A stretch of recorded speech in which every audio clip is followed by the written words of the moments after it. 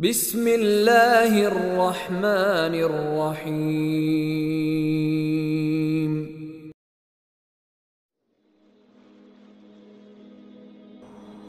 Amalan yang paling ringan di dalam ajaran Islam adalah zikrullah.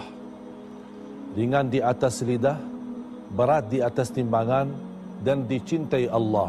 Subhanallah wa bihamdih, subhanallahil azim. Orang mukmin berzikir, orang munafik pun berzikir. Orang mukmin salat, orang munafik pun salat.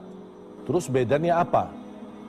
Innal munafiqina yukhadi'una Allah wa huwa khadi'uhum wa idza qamu ila as-salati qamu kusala yura'una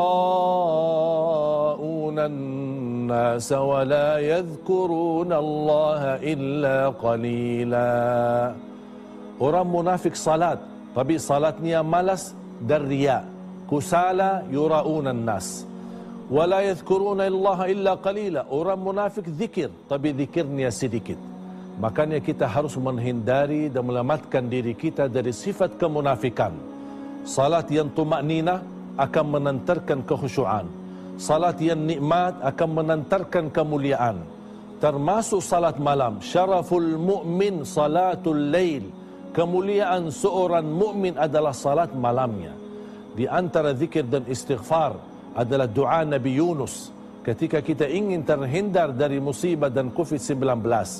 Nabi Yunus, Allah subhanahu wa ta'ala memberikan ujian, didiamkan di dalam perutnya ikan, menghadapi 3 kegelapan.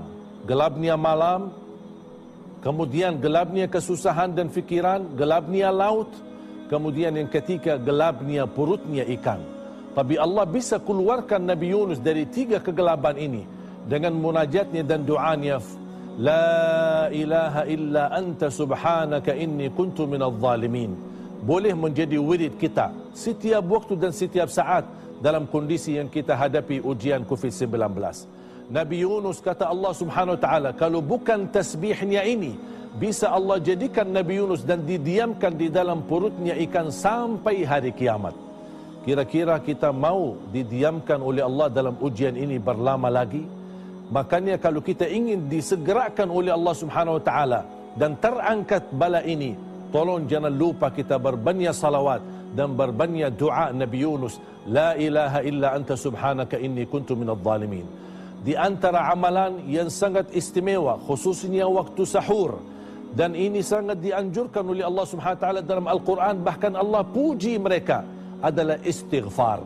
Artinya habis anda tahajud atau habis makan sahur, kira-kira mendekati waktu subuh, 30 minit atau 40 minit sebelum azan subuh, isi waktu itu dengan istighfar. Karena Allah subhanahu wa ta'ala memilih waktu itu, istighfar itu lebih baik daripada salat malam itu sendiri. Kenapa? Karena Allah memuji, wal mustaghfirina bil ashar wa bil ashari hum yastaghfirun, sambil kita mengingat perbuatan kita dan dosa-dosa kita yang selama ini kita lakukan. Agar bulan Ramadan ini segera Allah subhanahu wa ta'ala angkat bala dan juga diampuni dosa-dosa kita. Di antara amalan istimewa di bulan suci Ramadan adalah sedekah. Nabi Muhammad sallallahu alaihi wasallam termasuk orang yang paling dermawan, dan terlihat kedermawanannya di bulan suci Ramadan. Sebagaimana disebutkan, kana ajwadan nas wa kana ajwada ma yakunu fi Ramadan. Nabi Muhammad adalah orang yang paling dermawan dan terlihat kedermawanannya di bulan suci Ramadan.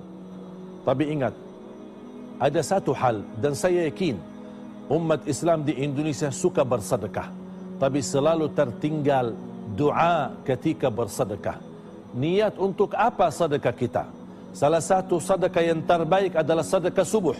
Kita boleh simpan kotak amal di rumah, kita isi sedekah. Tapi ketika anda isi sedekah, jangan lupa kita berdoa. Dengan doa, Allah akan kabulkan melalui wasilah sedekah kita. Di antara doa yang kita panjatkan kepada Allah subhanahu wa ta'ala, kita memohon agar tertolak bala ini, agar Allah angkat bala ini, Allah angkat COVID-19 ini. Dengan kedatangan bulan Ramadan, insya Allah segera kepergian COVID-19. Makanya jamaah sekalian, sedekah seperti Nabi Muhammad sallallahu alaihi wasallam yang disertakan doa. Saya tahu banyak jemaah yang suka bersedekah, tapi seringkali terlupa doanya saat kita menyelesaikan sedekah.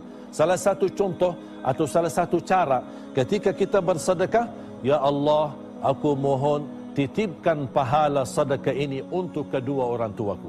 Ya Allah, dengan berkah sedekah ini, aku mohon segera angkatkan bala ini, musibah yang kita hadapi. Ya Allah, dengan berkah sedekah ini, karuniailah kepada anak kami menjadi penghafal Al-Quran. Jamaah sekalian, bulan suci Ramadan bagi saya tahun ini hadiah spesial yang luar biasa. Kenapa memiliki keistimewaan kali ini dibandingkan Ramadan yang sebelumnya? Karena kali ini kita diberikan fasilitas dan keterbatasan untuk beribadah supaya kita punya satu hal.